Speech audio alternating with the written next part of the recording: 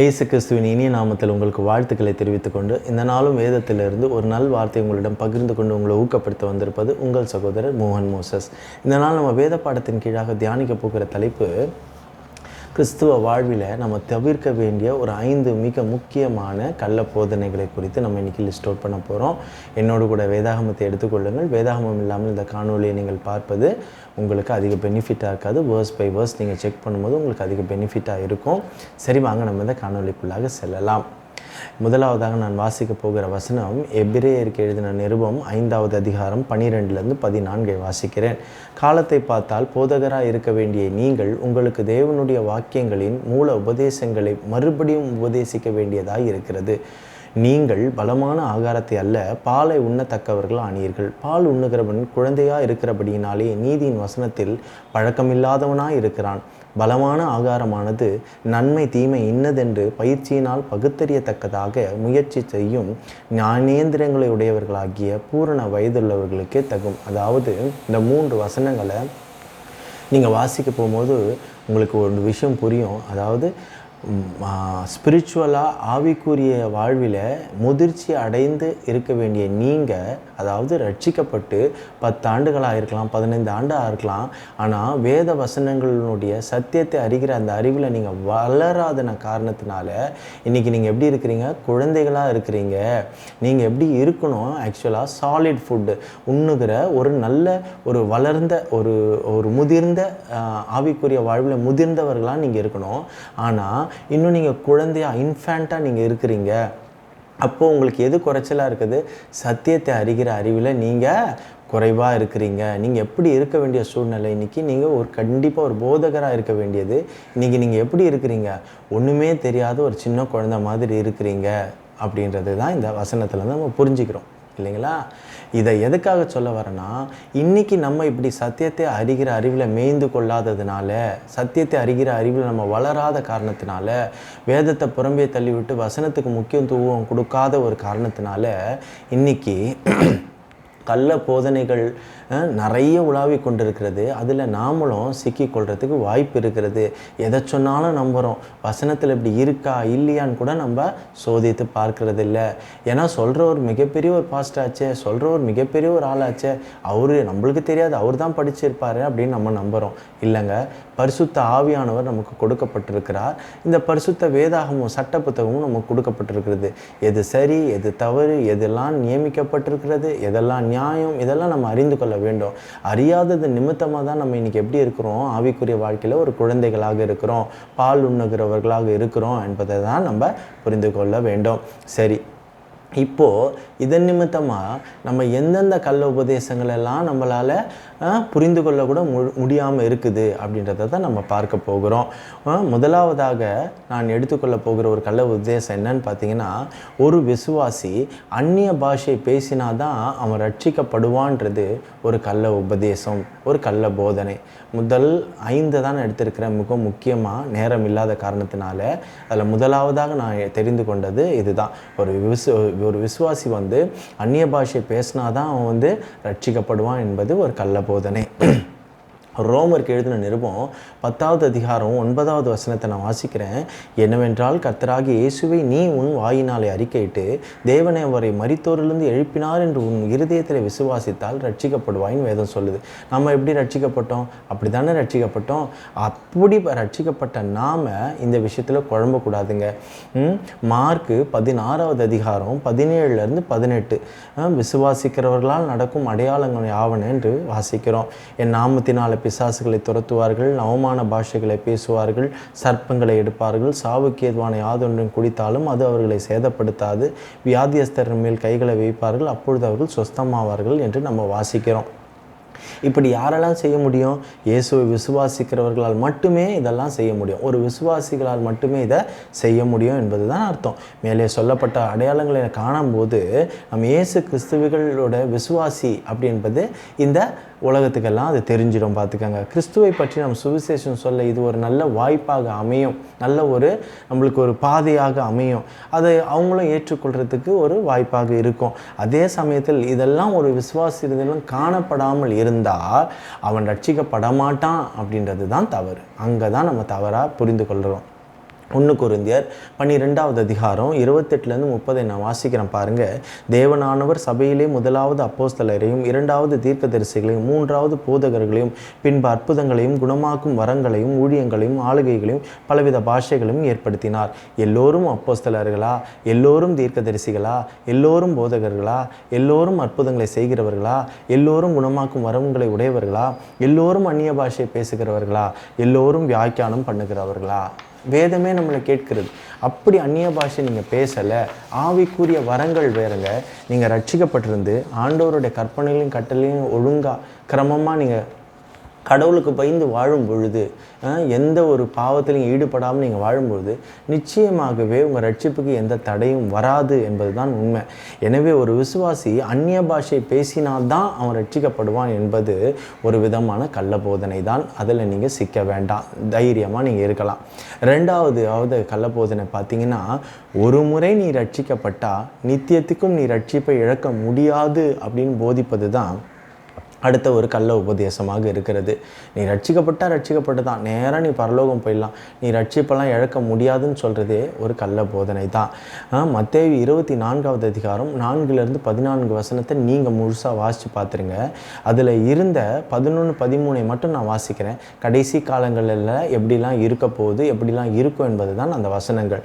11வது வசனம் பார்த்தீங்கன்னா, அநேக கள்ள தீர்க்கதரிசிகள் எழும்பி அநேகரை வஞ்சிப்பார்கள்னு இருக்குது. இன்றைக்கி அநேக கள்ள தீர்க்கதரிசிகள் எழும்பி தான் மக்களை வஞ்சித்து கொண்டு இருக்கிறாங்க, அவங்களுடைய சொந்த டாக்டரின்ஸை வச்சு. 13வது வசனம் பாருங்கள், முடிவு பரியந்தம் நிலை நிற்பவனே ரட்சிக்கப்படுவான்னு இருக்குது. அப்போ எப்படிங்க முடிவு பரியந்தம் நிலை நிற்பவன் தான் ரட்சிக்கப்படுவான்னு வேதம் சொல்லும் பொழுது, முடிவு பரியந்தம் நிலை நிற்காமல் ஒருத்தர் இருந்தான் அவன் எப்படி ரட்சிக்கப்படுவான்? முடியவே முடியாது. பலரும் சொல்லுகிற வசனம் என்னன்னு கேட்டிங்கன்னா, ரோமருக்கு எழுதின நிருபம் 8வது அதிகாரம் 1வது வசனத்தை சொல்லுவாங்க. Therefore there is no condemnation for those who are in Christ Jesus அப்படின்னு ஆங்கில வேதாகமத்தில் இருக்குது. தமிழ் வேதாகமத்தில் பார்த்தீங்கன்னா, ஆனபடியால் கிறிஸ்து இயேசுக்கு உட்பட்டவர்களாக இருந்து மாம்சத்தின்படி நடவாமல் ஆவியின்படியே நடக்கிறவர்களுக்கு ஆக்கினை தீர்ப்பில்லை அப்படின்னும் போது பார்த்தீங்கல்ல, நாங்கள் கிறிஸ்துவன்கள், எங்களுக்கெல்லாம் ஒன்றும் ஆக்கினை தீர்ப்பு இல்லை, நாங்கள் ரட்சிக்கப்பட்டது தான் சொல்லுவாங்க. வசனமே சொல்லுது, மாமிசத்தின்படி நடவாமல் ஆவியின்படி நடக்கிறவர்களுக்கு தான் ஆக்கினை தீர்ப்பில்லை என்பது. அதை நம்ம முதல்ல புரிஞ்சுக்கணும். 2 கொரிந்தியர் 5:17 வாசிக்கிறேன் பாருங்க. இப்படி இருக்க ஒருவன் கிறிஸ்துவுக்குள் இருந்தால் புது சிருஷ்டியாக இருக்கிறான், பழையவைகள் ஒழிந்து போயின, எல்லாம் புதிதாயினன்னு இருக்குது. ஆமாம், நம்ம கிறிஸ்துவுக்கு முன்னாடி எப்படி இருந்தோமோ அப்படி கிடையாது. நம்ம இன்னைக்கு ஒரு புது சிருஷ்டி, அதில் எந்த குழப்பமும் வேண்டாம். இப்போ நீங்கள் புது சிருஷ்டியாக இருக்கிறபடினாலே புது மனுஷனாக பாவத்துக்கு நீங்கள் ஊழியம் செய்யாதபடிக்கு நீங்கள் வாழணும். மாறாக உங்கள் விருப்பப்படி எதை வேணாலும் செஞ்சுட்டு, நான் எப்படி வேணாலும் பாவ வாழ்க்கை வாழ்ந்துட்டு, பாவம் என்னை ஒரு காலம் மேற்கொள்ளாதுன்னு சொல்லி கள்ள உபதேசங்களை பிடிச்சிக்கிட்டு நீங்கள் வாழ்ந்துட்டு நீங்கள் ரட்சிப்பை அடைஞ்சிட முடியும்னு நினச்சிங்கன்னா அது நீங்கள் போடுற தப்பு கணக்கு. ரட்சிப்பை இழக்க முடியாது என்றால் பிறகு இயேசு எதற்கு இப்படி சொல்ல வேண்டும் என்று நீங்கள் யோசிச்சு பாருங்கள். மத்தேயு 7வது அதிகாரம் 21-23, பரலோகத்தில் இருக்கிற என் பிதாவின் சித்தத்தின்படி செய்கிறவனே பரலோக ராஜ்யத்தில் பிரவேசிப்பானே அல்லாமல் என்னை நோக்கி கர்த்தாவே கர்த்தாவே என்று கூப்பிடுகிறவன் அல்ல என்பதை நம்ம புரிஞ்சு கொள்ள வேண்டுங்க. அந்நாளிலே அநேகரனை நோக்கி கர்த்தாவே கர்த்தாவே உமது நாமத்தினாலே தீர்க்கதரிசனம் உரைத்தோம் அல்லவா, உமது நாமத்தினாலே பிசாசுகளை துரத்தினோம் அல்லவா, உமது நாமத்தினாலே அநேக அற்புதங்களை செய்தோம் அல்லவா என்பார்கள். அப்பொழுது நான், அதாவது ஜீசஸ், ஒரு காலம் உங்களை அறியவில்லை, அக்கிரம செய்கைக்காரரே என்னை விட்டு அகன்று போகுங்கள் என்று அவர்களுக்கு சொல்லுவேன் என்று சொல்கிறார். அப்போது நம்ம ஏற்கனவே மார்க் 16வது அதிகாரத்தில் படித்தோம். விசுவாசிகளுக்கான அடையாளம் என்னென்ன பார்த்துருந்தோமோ மொத்த அடையாளங்களையும் அவர் குறிப்பிட்டே இங்கே சொல்கிறாரு. இப்பேற்பட்ட அடையாளங்களை யார் செய்ய முடியும்? ஒரு விசுவாசி தான். அப்படி செய்த விசுவாசிகள் சொல்கிறாங்க, கர்த்தாவே கர்த்தாவே இதெல்லாம் நாமத்தின் நிமித்தம் நாங்கள் செய்தோம்னு சொல்லும் போது அவர் என்ன சொல்கிறாரு? அகன்று போங்கள், நீங்கள் யார் என்று நான் பாருங்கள், நீங்கள் யாருன்னே எனக்கு தெரியாது, அக்கிரம செய்கைக்காரர்களே. அப்போது ரட்சிப்பை இழக்க வாய்ப்பு இருக்கா இல்லையா? நிச்சயமாகவே இருக்குது. அதை நல்லாவே நம்ம தெரிஞ்சுக்கணும். இந்த கள்ள உபதேசத்துலேருந்து நம்ம விடுதலையாகி வெளியில் வரணும். கிருபை நம்மளை காப்பாற்றிரும், ஹைப்பர் கிரேஸ், கிருபையின் மேல் கிருபை, மகா பெரிதான கிருபை நம்மளை காப்பாற்றிரும்னு இவங்க அடிக்கிற இந்த உருட்டெல்லாம் வேலைக்கே ஆகாது. அது கள்ள போதனை தான். இதை குறித்து இன்னும் நான் டீட்டெயில்டாக பேசியிருக்கிறேன். அதற்கான ரட்சிப்பை ஒரு மனிதனால் விசுவாசி இழந்து போக முடியுமா முடியாதா என்பதெல்லாம் நான் டீட்டெயில்டாக வேறு ஒரு காணொலியில் பேசியிருக்கேன். இன்னும் அதிக வசன ஆதாரங்களோடு அதற்கான லிங்க்கை கூட நான் டிஸ்கிரிப்ஷனில் கொடுக்குறேன், நீங்கள் வாட்ச் பண்ணலாம்.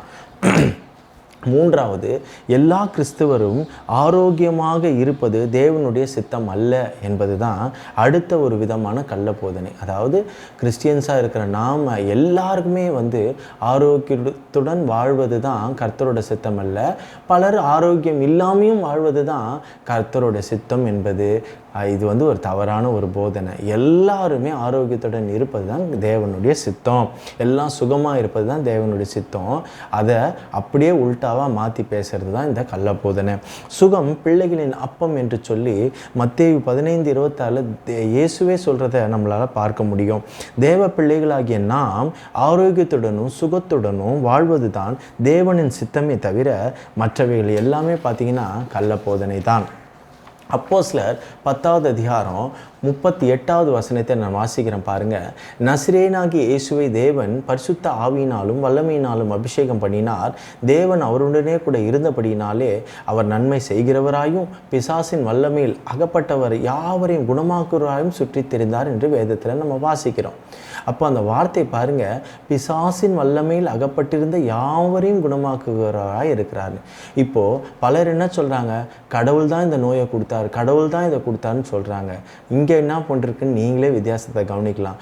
அப்ரெஸ்டு by devil, not by God. அப்போது இந்த மாதிரியான சிக்னஸ், டிசீஸ், எல்லா விஷயங்களும் பார்த்திங்கன்னா இந்த சுகமின்மை, இந்த பில்லி சூனிய கட்டுகள், இந்த டார்க்னஸ் கிங்டத்திலேருந்து, இந்த சேட்டன் கிட்ட இருந்து தான் இதெல்லாம் பிசாசின் இடத்துலேருந்து தான் வரும். சுகம், விடுதலை, இதெல்லாம் பார்த்திங்கன்னா ஆண்டவரின் இடத்துலேருந்து தான் வரும். அப்போது ஒரு விஷயத்தை நம்ம புரிந்துக்கலாம். வசனமே சொல்லுது, இங்கே பிசாசின் வல்லமையில் அகப்பட்டிருந்த யாவரையும் குணமாக்குகிறார் சுற்றி தெரிந்தார். அவரே நோயும் கொடுத்துட்டு அவரே குணமாக்குனார்னா இவரை மாதிரி ஒரு டுபாக்கூரை எங்கேயுமே பார்க்க முடியாது, அவர் தேவனே இருக்க முடியாது. இங்கே பாருங்கள், அவனுடைய அப்ரெஷனில் இருந்து அவர் விடுதலை ஆக்கினார் தான் வேதம் சொல்லுது. அதே மாதிரி பார்த்திங்கன்னா 3 யோவான் 1வது அதிகாரம் 2வது வசனத்தை பாருங்கள். பிரியமானவனே, உன் ஆத்துமா வாழ்கிறது போல நீ எல்லாவற்றிலும் வாழ்ந்து சுகமாக இருக்கும்படி வேண்டுகிறேன் என்று சொல்லி அப்போஸ்தலர் யோவான் பார்த்திங்கன்னா ஒரு நிருபத்தில் எழுதியிருக்கிறத நம்ம வாசிக்கிறோம். அவர் என்ன வேண்டுறாரு, ப்ரே பண்ணிக்கிறேன்னு சொல்கிறாரு, நீ எல்லாவற்றிலும் வாழ்ந்து சுகமாக இருக்கும்படி நான் வேண்டுகிறேன்றாரு. அப்போது எல்லாரும் ஆரோக்கியத்துடன் வாழ்வதும் எல்லாரும் ஆரோக்கியத்துடன் சுகமாக வாழ்வது தேவனுடைய சித்தம் அல்ல என்றால் அந்த தேவ மனிதன் எப்படி தேவ சித்தத்துக்கு எதிராக வேண்டுதல் செய்ய முடியும்? அதை நீங்கள் புரிந்து கொள்ள வேண்டும்.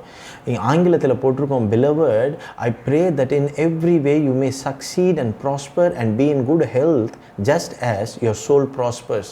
அதாவது என்னென்னா, உன் ஆத்துமா வாழ்கிறது போல, உன்னுடைய ஆத்துமா ப்ராஸ்பர்ஸ், செழித்து வாழ்கிறது போல, அதாவது ஆவிக்குரிய ரீதியில் உன் ஆத்துமா பலமாய் செழிப்பாய் நல்ல ஆரோக்கியத்துடன் வாழ்வது போல ஃபிசிக்கலான உன் சரீரமும் குட் ஹெல்த் அதுவும் ஆரோக்கியத்துடன் பலமாக இருக்கணும்னு நான் வேண்டுதல் செய்கிறேன்றார். அப்போ நீங்கள் ஒரு விஷயத்தை புரிஞ்சுக்கலாம். ஒரு தேவ மனிதன், அப்போஸ்தலன், தேவ சித்தத்திற்கு எதிராக அவர் வேண்டுதல் செய்யலாமா?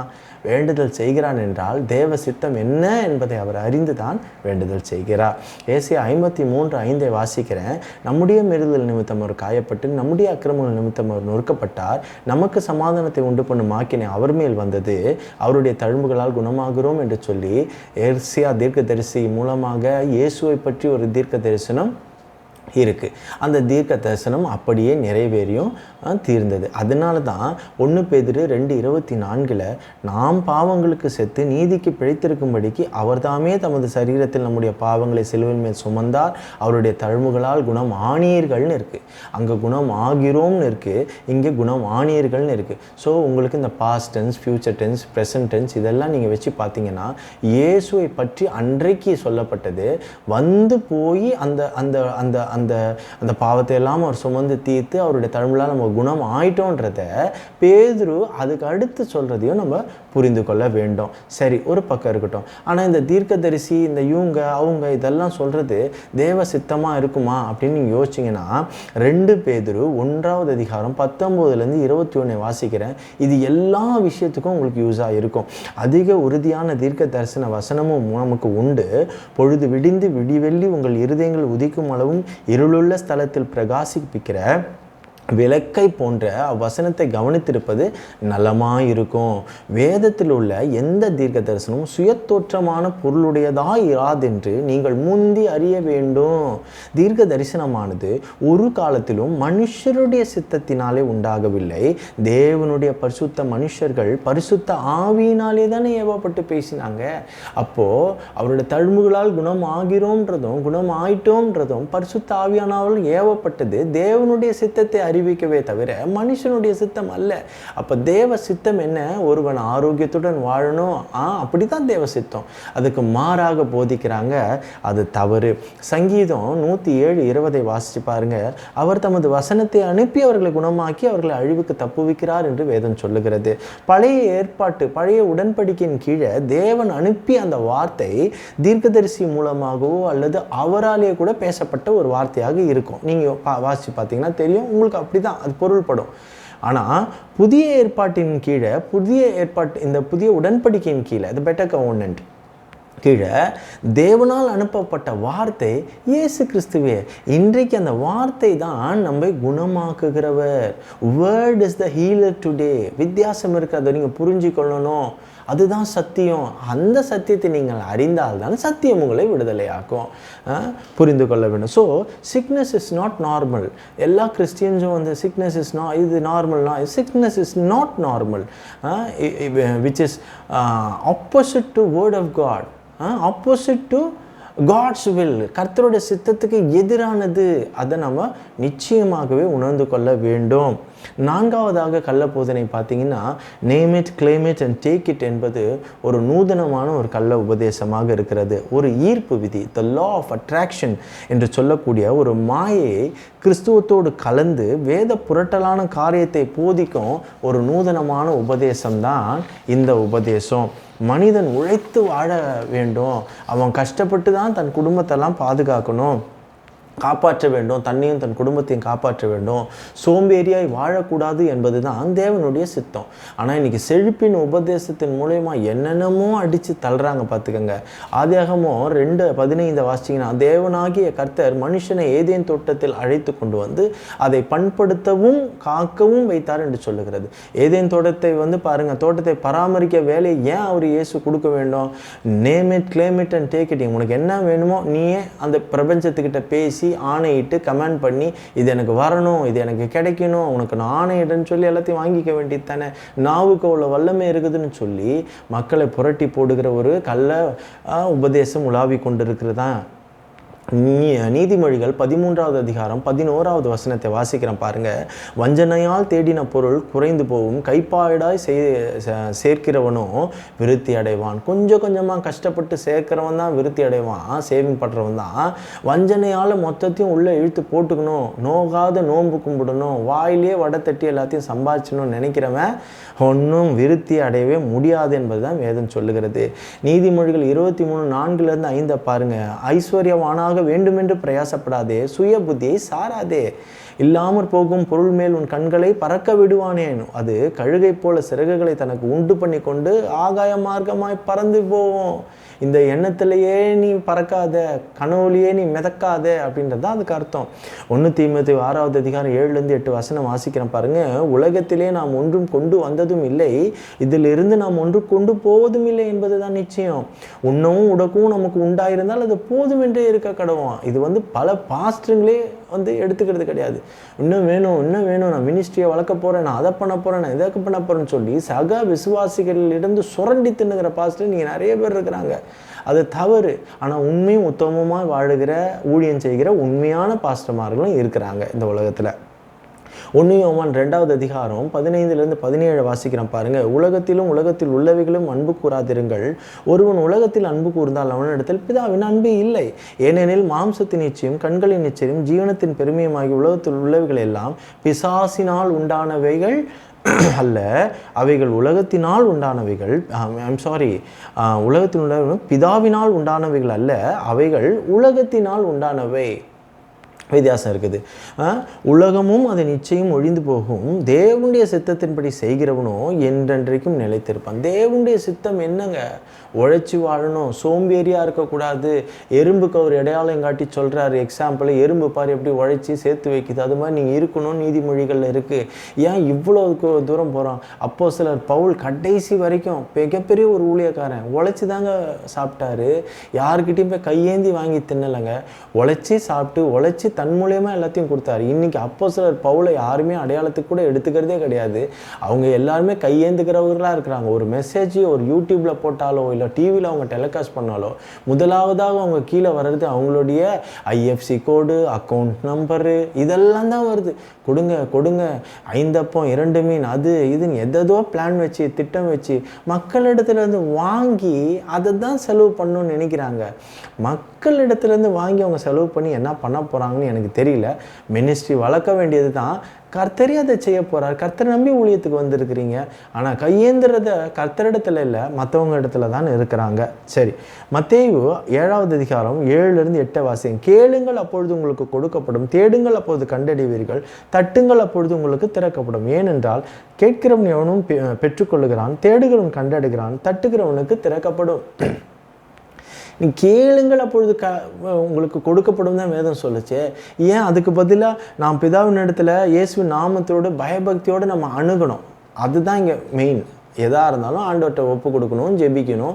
ஆண்டவரே இது செய்யலாமா, வேதத்தின்படி இதை கேட்கலாமா, இது நான் கேட்குற இந்த விண்ணப்பம் கர்த்தருக்கு சித்தமாக இருக்குமான்றதை நீங்கள் வேதம் வாசித்தாலும் தெரியும்.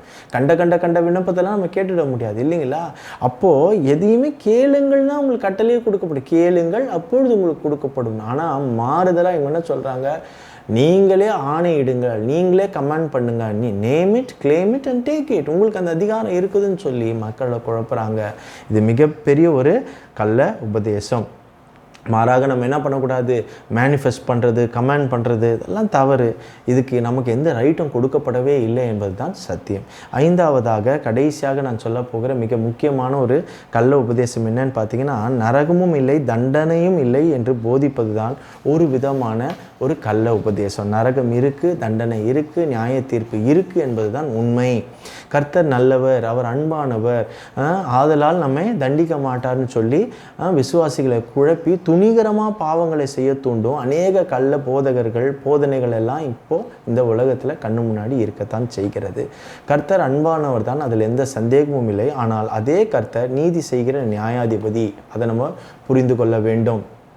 அவர் மகா பரிசுத்தம் உள்ள தேவன், அதை நம்ம மறந்து விடக்கூடாது. இந்த உலகத்தில் ஒவ்வொரு தேசத்துக்கும் பார்த்திங்கன்னா ஒவ்வொரு தனிப்பட்ட ஒரு சட்டம் இருக்கிறது, சட்ட புத்தகங்கள் இருக்கிறது, வரையறைகள்லாம் இருக்கிறது. அப்போ அந்தந்த நாட்டினோட குடிமகன்கள் அந்தந்த சட்டத்திட்டங்களுக்கு அவங்க கட்டுப்பட்டு தான் நடக்க வேண்டும். சட்டங்களை அவர்கள் மீறும் போது அதற்கான தண்டனையை அவர்கள் அனுபவிப்பார்கள். இப்போது ஃபார் எக்ஸாம்பிள் அவங்க சட்டத்தை மீறி ஏதோ ஒரு கொலை செய்கிறாங்க, கற்பழிப்பில் ஈடுபடுறாங்க, திருடுறாங்க அப்படின்னா அந்த காரியங்களுக்காக அவர்கள் அந்நாட்டில் இருக்கிற ஹையர் அத்தாரிட்டி நீதிபதிகளால் அவங்க தண்டிக்கப்பட செய்வாங்க. இதனால் அந்த நீதிபதி தப்பானவர் ஆகிட முடியாது. அந்த சட்டங்களை அவங்க மீறும் பொழுது அதை தண்டிக்கப்படுறாங்க. அதே போல தான் தேவனுடைய சட்ட புத்தகம் இருக்கிறது, பைபிள். இந்த வேதாகமத்தில் சட்டங்கள் கொடுக்கப்பட்டிருக்கிறது. இது தேவனால் நியமிக்கப்பட்ட ஒரு சட்டங்கள். அந்த சட்டத்தை மீறி நடக்கிறவர்களுக்கு நியாய தீர்ப்பு நிச்சயம் செய்யப்படும். நியாயாதிபதியாகிய இயேசுவே அதுக்கு செய்யறதுக்கு அவருக்கு அதிகாரம் உண்டு என்று சொல்லியிருக்கிறது வேதம். அப்படி செய்வதால் தேவன் நல்லவர் அல்ல என்று ஆகிவிடாது. Hope you all understand. இதெல்லாம் இயேசு அப்படி செய்ய மாட்டாருங்க, அவர் அன்பானவர் என்று நினைக்கிறீர்களா? இயேசு என்ன சொல்லியிருக்கிறார் நீங்களே பாருங்கள். மத்தேயு 13வது அதிகாரம் 49-50. இப்படியே உலகத்தின் முடிவிலே நடக்கும். தேவ தூதர்கள் புறப்பட்டு நீதிமான்கள் நடுவில் இருந்து பொல்லாதவர்களை பிரித்து அவர்களை அக்கினி சூழலிலே போடுவார்கள். அங்கே அழுகையும் பற்கடிப்பும் உண்டாயிருக்கும் என்று சொன்னவர் நீங்கள் சொன்ன அன்பான இயேசு தான்.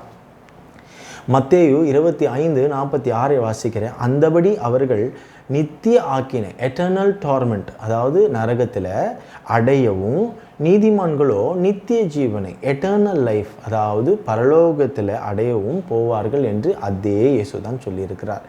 அப்போஸ்தலர் 17:30-31 வாசிக்கிறேன் பாருங்கள். அறியாமை உள்ள காலங்களை தேவன் காணாதவர் போல் இருந்தார். இப்பொழுதோ மனம் திரும்ப வேண்டும் என்று எங்குமுள்ள மனுஷருக்கும் கட்டளையிட்டிருக்கிறார். மேலும் ஒரு நாளை குறித்திருக்கிறார். ஒரு நாளை நல்ல கவனிங்க. அதிலே அவர் தாம் நியமித்த மனுஷனை கொண்டு பூலோகத்தை நீதியாய் நியாயம் தீர்ப்பார். அந்த மனுஷனை மரித்தோரிலிருந்து எழுப்பினதுனாலே அந்த நிச்சயம் எல்லோருக்கும் விளங்க பண்ணினார் என்றார். இப்போ இயேசுவை குறித்து தேவன் நிச்சயமாக நியாய தீர்ப்பு நாளிலே நியாயம் செய்வார், நீதி செய்வார், நியாய தீர்ப்பு அடைவோம் என்பதை நாம் நிச்சயமாக புரிந்து கொள்ள வேண்டும். நரகம் இருக்கிறது, அப்புறம் இந்த மாதிரியான நியாய தீர்ப்பு இருக்கிறது, இதை குறித்தெல்லாம் நான் நிறைய தனித்தனியான காணொலிகள் விரிவாக்கத்தோடு அதிக வசன ஆதாரங்களோடு டீட்டெயில்டாக பேசியிருக்கிறேன். அதுக்கான எல்லா டிஸ்கிரிப்ஷனும் கொடுக்குறேன். இந்த லா ஆஃப் அட்ராக்ஷன் பற்றி பேசியிருக்கிறேன், எல்லாத்தையும் நான் பேசியிருக்கிறேன். உங்களுக்கு விருப்பமாக இருந்தால் உங்களுக்கு அதிகமாக இதில் பற்றின ஒரு கேள்விகள் இருந்தால் அந்த காணொலிகள்லாம் நீங்கள் போய் பார்த்தீங்கன்னா அதிக வசன ஆதாரத்தோடு உங்களுக்கு அது கொடுக்கப்பட்டிருக்கும். உங்களுக்கு அது இன்னும் பெனிஃபிட்டாக இருக்கும். ஸோ இப்போ பாருங்கள், 2 விஷயமும் இருக்குது. ஒட்டுமொத்த மனுகுலத்தின் பாவத்திற்காக சிலுவையிலே பலியாகப்பட்ட தன்னுடைய சொந்த குமாரனை ஏற்றுக்கொள்ளாதவர்களையும் சரி, தங்களுடைய துன்மார்க்கமான வழியை விட்டு மனம் திரும்பாமல் ஏதோ விசுவாசிகள் ஆயிட்டோன்னு சொல்லி ஏதாவது ஒரு மாயமால வாழ்க்கை வாழ்ந்திருப்பவர்களும் சரி, தேவன் நிச்சயமாக நியாயம் தீர்ப்பார். இதில் எந்த சந்தேகமும் வேண்டாம். இதெல்லாமே இதுக்கு மீறி பேசுகிறது எல்லாமே கள்ள போதனைகள் தான். இன்னமும் சொச்ச பொச்ச கள்ள போதனைகள்லாம் இருக்குது. ஆனால் மிக முக்கியமாக இன்றைக்கி சபை விசுவாசிகளை குழப்புகிறது இந்த கள்ள போதனை தான். சத்தியத்தை அறிந்து கொள்ளுங்கள், நீங்கள் அறிந்த சத்தியம்தான் உங்களை விடுதலை ஆகும். அதை நீங்கள் புரிந்து கொள்ள வேண்டும். நேரம் கருதி நான் ரொம்ப ஷார்ட்டாக சொல்லியிருக்கிறேன். ஆனால் இந்த மாதிரியான எல்லா கள்ள உபதேசங்களை குறித்து டீட்டெயில்டாக தனித்தனி காணொலி போட்டிருக்கிறேன். அதுக்கான லிங்க்ஸ் கொடுத்துருக்கிறேன். நீங்கள் வேணால் போய் செக் பண்ணி பார்க்கலாம். சரி, கர்த்தருக்கு சித்தமானால் வேறொரு காணொலியில் வேறொரு தலையங்கத்தோடு கூட நான் உங்களை சந்திக்க ஆவலாக இருக்கிறேன். அதுவரை ரகசிய வருகைக்காக காத்து கொண்டிருக்கும் இந்த மணவாட்டி சபையை இரட்சகராக இயேசு கிறிஸ்து மிக விரைவில் கொண்டு செல்ல வருகிறார். விசுவாசிக்கிற நாம் யாவரும் சேர்ந்து சொல்லுவோம், மாரநாதா, அமேன்.